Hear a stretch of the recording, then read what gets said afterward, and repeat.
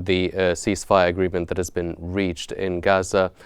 Sir, how do you evaluate the role of Egypt, the US and Qatar in guaranteeing the implementation of the ceasefire agreement?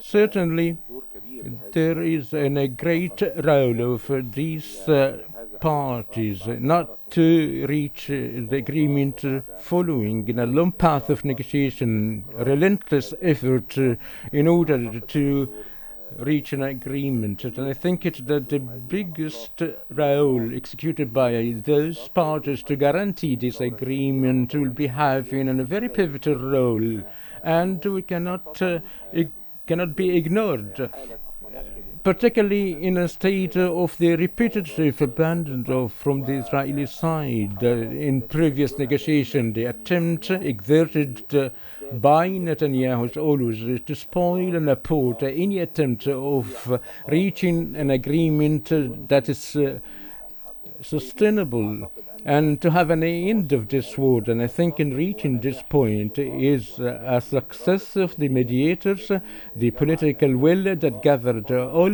these mediators, in addition to the negotiation teams in reaching this pivotal point that in the future we can build upon.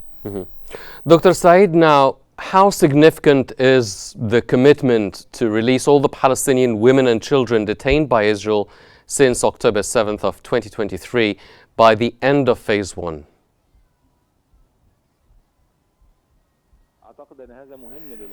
I think it is very important. That will expose how credible Israel would be, and if it wishes to move forward through the following phases of the agreement.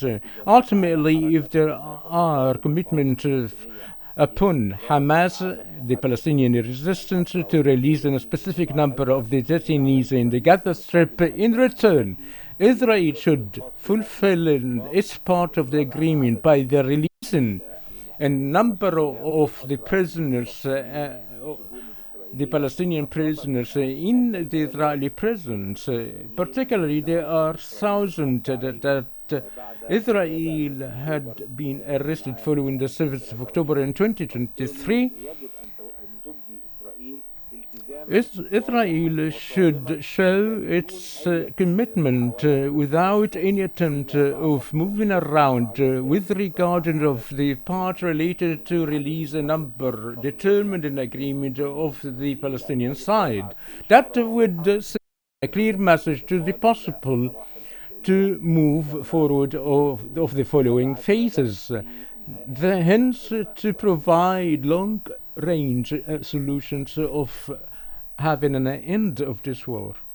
And on the other hand, the implications, what are the implications of Hamas agreeing to release 33 Israeli detainees, including women, children and men over 50 years old?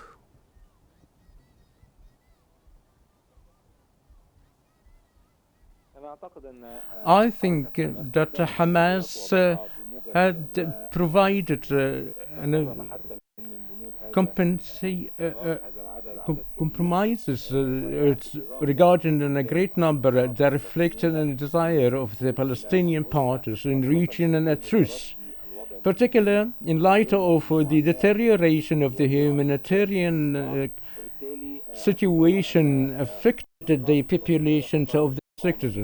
I think the Palestinian factions would abide to its articles to release the detainees they have according to the number stipulated in the agreement, and I imagine that they will follow this commitment. But the real fear of the non-seriousness of the Israeli cabinet, as previously showed in dealing with the Israeli side, that affirms that the Israeli government and Netanyahu personally is trying to create pretext hinders any attempt to move forward of having an end of the war. We should build on of what has been achieved and not to give a chance to Netanyahu to use any pretext to abort or to fail what have been achieved of a relentless effort regarding the truce and to pursue of a full ceasefire.